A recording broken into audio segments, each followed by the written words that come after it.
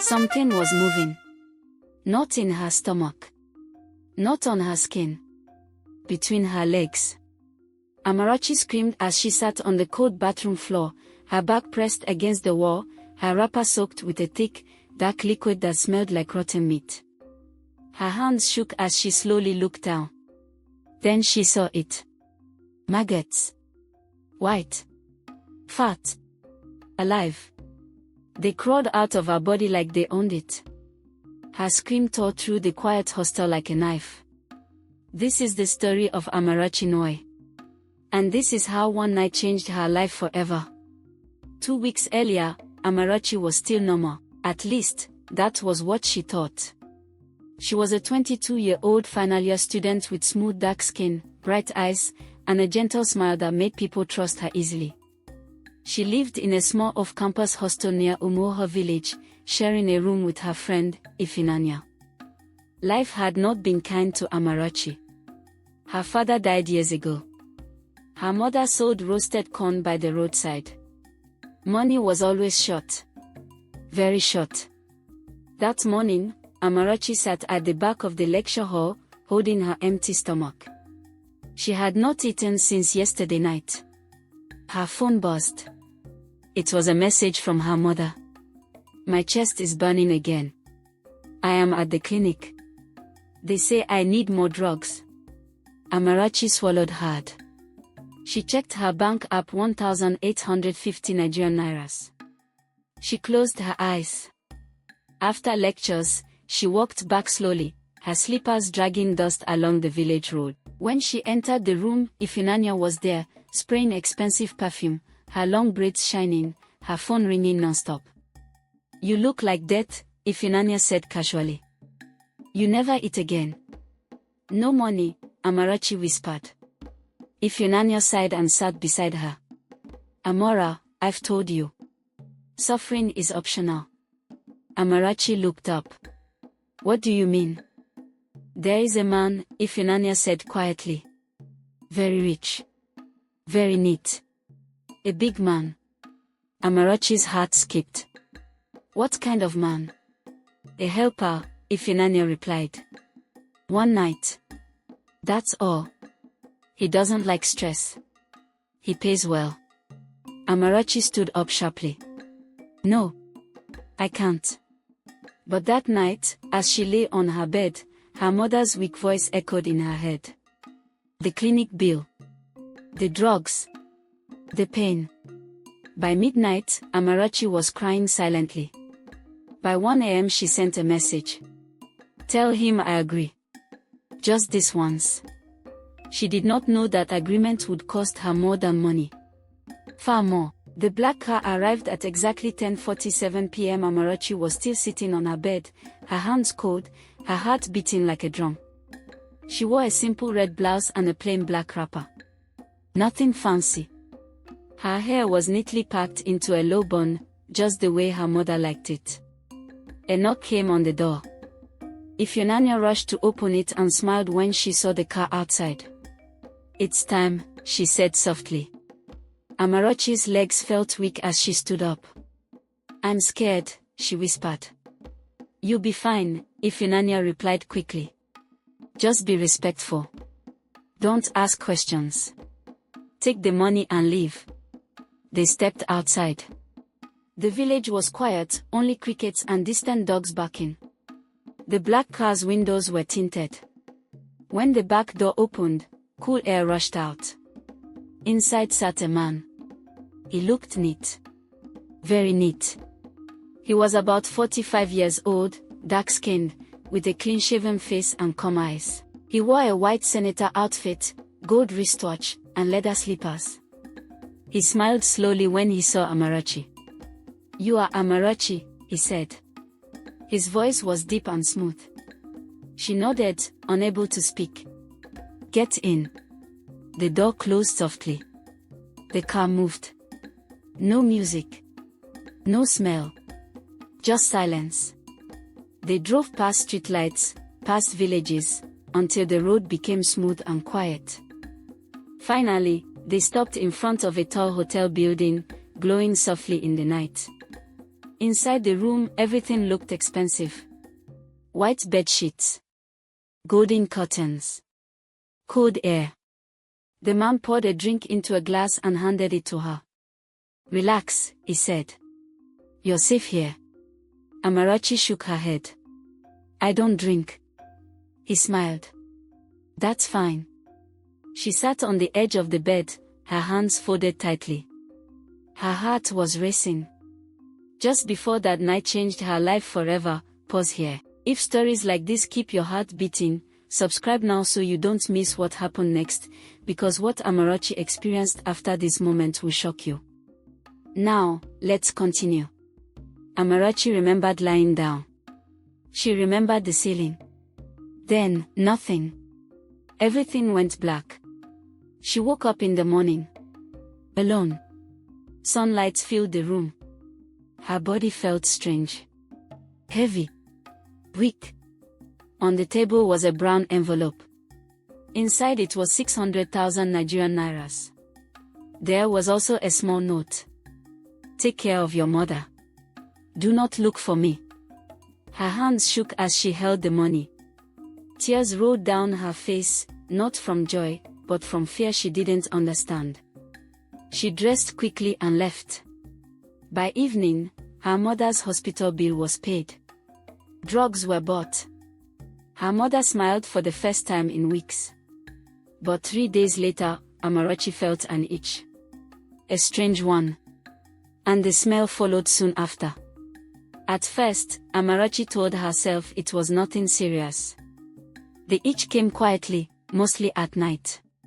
She scratched lightly and turned on her bed. She blamed heat.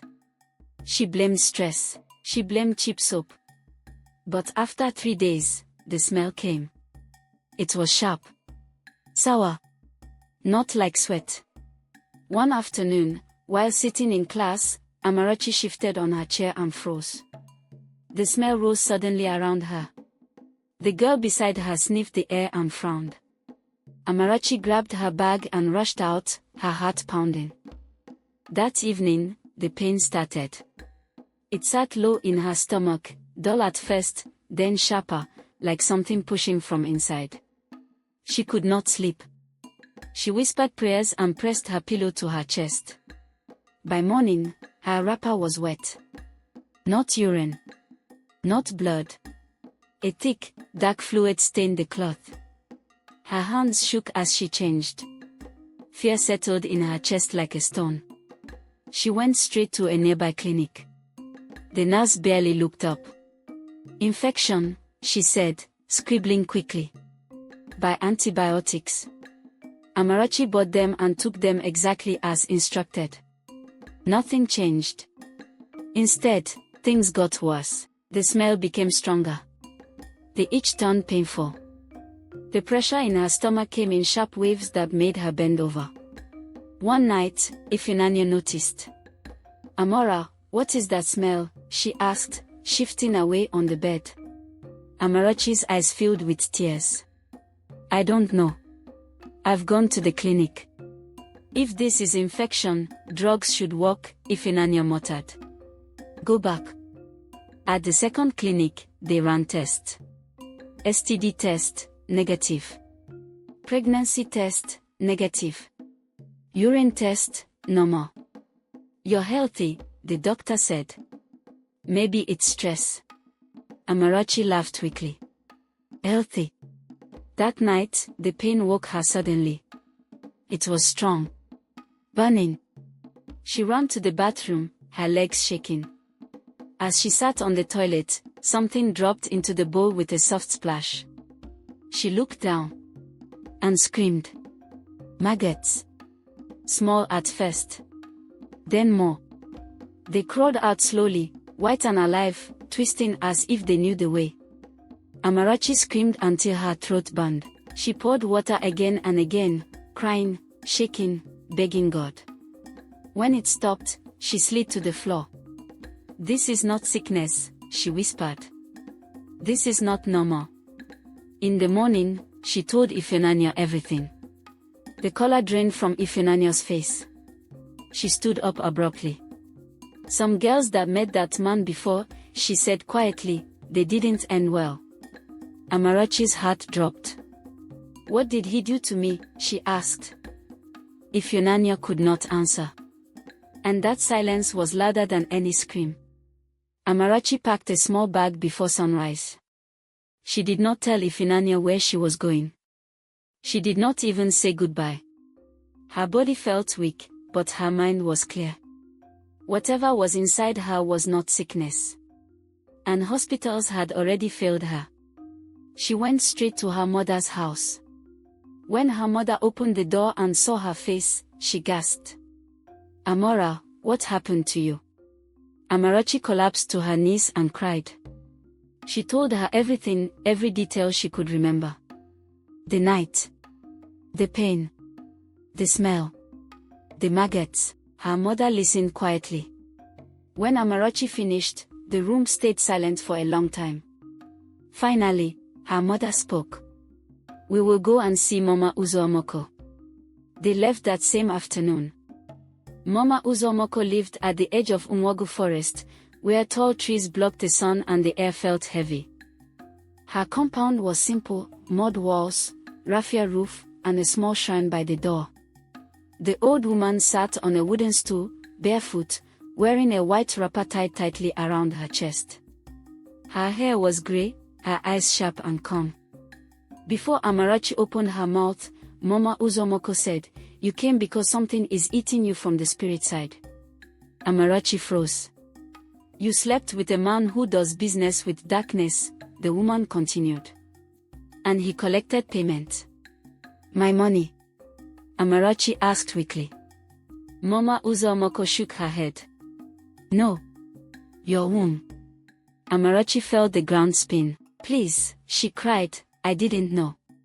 Can it be returned?" The old woman stood up slowly.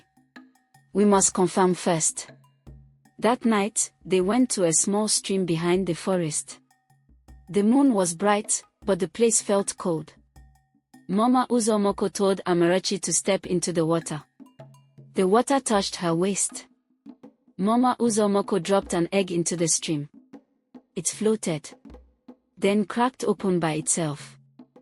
Black liquid spread across the water. Mama Uzomoko inhaled sharply. "It is true. Your womb was taken and buried." Amarachi began to shake. "What do I do?" "There is only one way," the woman said. "The man must return what he took, or his blood must touch the ground where it was buried." Amarachi whispered, "I don't even know his real name." Mama Uzomoko turned and looked straight at her. "Then the person who took you to him knows." That night, Amarachi returned to the hostel. Ifeanyi was sitting on the bed, restless. When she saw Amarachi's face, she stood up. "Amora, where did you go?" Amarachi locked the door slowly. She walked closer and said in a calm voice, "Tell me his name." Ifeanyi stepped back. "Please, Amora." "I am dying," Amarachi said. "If I die, I will not go alone." Trembling, Ifeanyi picked up a pen and wrote on a piece of paper. "Chief Obiora Ezenwa." Amarachi stared at the name. Outside, thunder roared softly. Something had been awakened. And it was no longer hiding. Amarachi could not sleep that night. The name Chief Obiora Ezenwa echoed in her mind like a drumbeat. Every corner of the hostel seemed darker, heavier, as if it knew what was coming. Her stomach twisted with the memory of the maggots, the smell, and the pain. By morning, she had made her decision. She would find him. Somewhere deep in her chest, Amarachi felt something stir. A pull, a flicker of hope. The fight had just begun, but she knew she would not run. Not now. Not ever. And in the darkness, far above, Chief Obiora whispered, "So she fights, very well. Let us see how far her spirit will go." Amarachi's hands shook, but her eyes burned with determination. The shadows had retreated, but she knew this was only the beginning. Chief Obiora's power was still alive, and the estate felt heavier, darker than before. Mayman whispered, "We must finish the cleansing by the sacred river. Then only will she be ready to face him directly." Amarachi nodded. They moved silently through the undergrowth, following a hidden path Mayman knew well. The forest was alive with night sounds, crickets, frogs, and the rustle of leaves. Yet, every sound seemed magnified, like the forest itself was watching, judging, waiting. They arrived at Oshimarani River, the sacred river that Moma Uzuomoko had told her about. Its waters glimmered silver under the moonlight, and the wind carried a soft, almost whispering, voice across the current. Amarachi stepped in first, water reaching her waist. It was icy, biting, but she did not flinch. Mayman placed a calabash of palm oil beside her and sprinkled white chalk into the water, forming protective patterns. Amarachi repeated the chant her mentor had taught her. The water rippled unnaturally, as if the river itself were alive, responding to her will and her pain. Suddenly, the water churned violently. Shadows appeared on the surface, black, writhing, and whispering her name. Amarachi clenched her fist and shouted the prayers, each word echoing across the trees. "Your spirit is strong," Mayman said calmly, though her eyes were wide with awe. "Do not let fear enter your heart. This is the test." A cold wind blew. From deep inside the river, a hand-like shadow rose, swirling black liquid that looked disturbingly like the black fluid Amarachi had seen before. The shadows formed a shape, almost like a coffin filled with wriggling maggots, hovering above the water. Amarachi's knees buckled. She remembered the night, the maggots, the smell, and her pain. She screamed, not in fear, but in defiance. "I am not yours. My body. My life. My destiny." The water stilled. The wind calmed. Amarachi opened her eyes and saw the black liquid dissipating into mist. A faint glow appeared at the center of the river. Her womb, spiritually bound, stolen, and hidden, pulsed with light. Mayman whispered, "It is ready. The man who took it must return it, or spill his blood upon the earth. Only then will the curse be lifted." Amarachi's heart pounded. She had the name now. She knew where to go. Chief Obiora would face her. A soft rustle behind her made her spin. The shadows from the estate had followed her, watching from the tree line, waiting for the right moment. Amarachi clenched her fist. "This is no longer just about me," she whispered to Mayman. "This is about all the girls he has harmed. This ends tonight." Far away, inside the black gates of his estate, Chief Obiora paused. His red beads glinted under candlelight, and a cruel smile crossed his face. "She thinks she has power. Let's see how far she can go." The river's water shimmered in the moonlight. Amarachi's spirit burned brighter than ever. The first direct confrontation was coming. Amarachi felt the cold wind on her face as she approached the massive black gate of Chief Obiora's estate once more. The river cleansing had given her courage, but she knew this would be her most dangerous moment. Every step toward the estate felt heavy, as if the earth itself tried to warn her. Mayman Kechi followed silently, carrying the calabash and sacred broom. "Stay strong," she whispered. "Whatever happens, your spirit is ready." The guards at the gate glanced at her nervously. This time, Amarachi did not plead. She raised her chin, showing no fear. "I am here to confront Chief Obiora," she said firmly. "Tell him Amarachi has come. Tell him it is about the stolen womb, and justice must be served." One guard hesitated, then stepped aside. The moonlight revealed Chief Obiora standing in his courtyard, red beads glinting and staff in hand. A faint, cruel smile curved his lips. "So, she comes," he said softly, voice echoing through the walls. "Do you think you can undo what I have done?" Amarachi's chest heaved, but she held her ground. "You stole from me.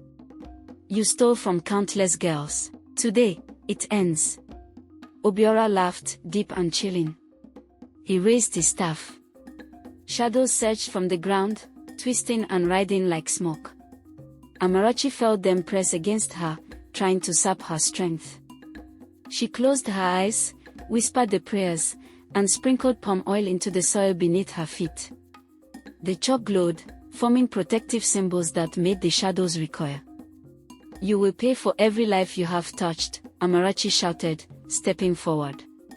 Obiora's smile faltered for a split second. Amarachi sensed it, even the powerful could feel fear. Summoning every ounce of courage, she grabbed a branch from the sacred broom and struck the ground, chanting louder. The earth trembled. Shadows screamed, dissolving into black mist. Suddenly, a black shape rose behind Obiora, a spirit bound to his power. It howled, twisting, attempting to protect him. Amarachi focused on the river's glow inside her chest, the power of her cleansing ritual. She whispered, "Return what is mine, return what is theirs." The ground split slightly. The black mist convulsed. Obiora's staff fell from his hand, and a tremor shot through the estate. Amarachi felt something heavy leave the air. A faint light shone at the base of a tree near the courtyard, the spiritual imprint of every stolen womb. Slowly, it began to rise, glowing, returning to Amarachi. Obiora screamed, clutching his chest. His power faltered. The red beads shattered. For the first time, he looked human, vulnerable.